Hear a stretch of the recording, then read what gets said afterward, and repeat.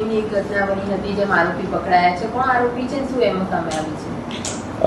27 December 2025માં એક ધોળકા ટાઉનમાં એક offence register થયો હતો, જેમાં 3 આરોપી હતા: ઘનશ્યામ ગુણવંત સોની, યશ ઘનશ્યામ સોની અને દીપ ઘનશ્યામ સોની. એ ત્રણોની એક હરી જ્વેલર્સ કરીને એક પેઢી હતી, और આ પેઢીમાં એ લોકોને આ રીતે રોકાણ માટે પ્રેરિત કર્યા હતા કે તમે અમને પૈસા આપશો તો અમે તમને ડબલ કરીને આપશું, બિકોઝ અમે બધા ચાંદીમાં ઇન્વેસ્ટ કરીએ છીએ. તે વખતે ચાંદીના ભાવ દર દિવસે વધી રહ્યા હતા.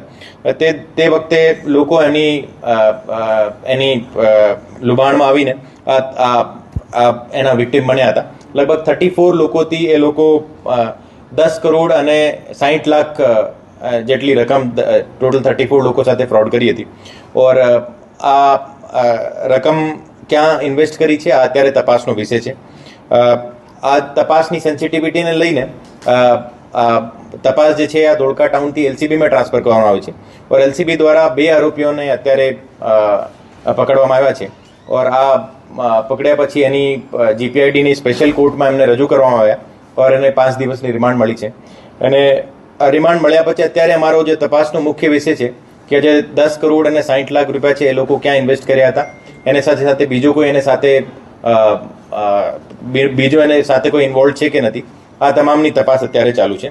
એની ઘરની જડતી, એની પ્રોપર્ટીની ડિટેલ્સ, એના જે પણ ઇન્વેસ્ટમેન્ટની ડિટેલ્સ, તમામ વસ્તુઓની ચકાસણી અત્યારે ચાલુ છે. એને જીપીઆઈડી એક્ટમાં જે અટેચમેન્ટ ઓફ ધ પ્રોપર્ટીની જે કલમ છે એને આધારે આગળની કાર્યવાહી કરવામાં આવશે છે.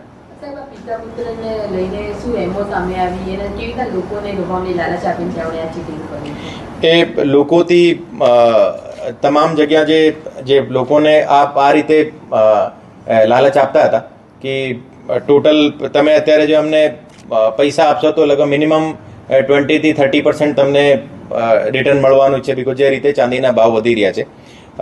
આ રીતે લોકોથી પૈસા લીધા હતા. અને લોકો જે છે તમામ 50 લાખથી લઈને જો 40,000 જેવા રકમ પર જે તમામ એમાં ઇન્વેસ્ટ કરવામાં આવેલી છે. એને લોકો સામાન્ય માણસ છે બધા, અને કોઈ રેકડી ચલાવતો હોય યા કોઈ ખેડૂત છે, કોઈ પોતાની પ્રોપર્ટી વેચીને જો એને ઇન્વેસ્ટ કરીને આપ્યા હતા. તો એ લગભગ 34 એમના વિક્ટિમ છે. ઓર એ લોકોને આ રીતે લાલચ આપ્યા હતા કે તમે પૈસા અમને આપશો તો અમે ચાંદીમાં ઇન્વેસ્ટ કરીએ. ઓર ચાંદીના ભાવ કન્ટિન્યુઅસલી વધી રહ્યા છે, ઓર એને કારણે તમને વધારે રિટર્ન મળશે જો. તો આ રીતે એ લોકો એમનો એવો હતો, આ રીતે લોકો લાલચમાં આવીને એમને પૈસા આપ્યા હતા.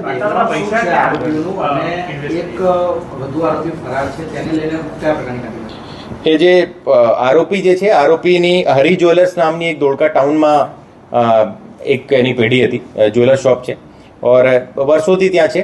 ઓર એ જે આરોપી જે છે, આરોપીને વિરુદ્ધ એક અમદાવાદ સિટી ક્રાઇમ બ્રાન્ચમાં પણ એક ગુનો દાખલ છે. ત્યાં પણ એક જ્વેલરી શોપવાળા સાથે એ લોકો ચીટિંગ કરીને ક્રિમિનલ બ્રીચ ઓફ ટ્રસ્ટનો એક ઓફેન્સ એમને ઉપર રજીસ્ટર્ડ છે. એની પણ તપાસ અત્યારે ક્રાઇમ બ્રાન્ચમાં ચાલુ છે.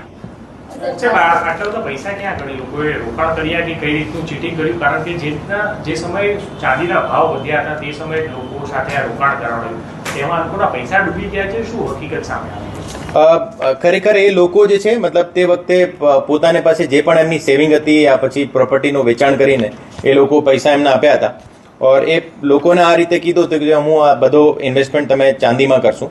ઓર લોકોને આ કીધું કે તમે યા તો તમે મારાથી ચાંદી લઈ લીજો યા પછી તમારા પૈસા લઈ લીજો. પણ અત્યાર સુધી કોઈને પણ ના ચાંદી આપવામાં આવી ના પૈસા આપવામાં આવ્યા. ખરેખર જે આ એની પૂર્વ આયોજિત એની કાવતરું હતી, ઓર એને આધારે આ બધો કૌભાંડ રચવામાં આવ્યો હતો.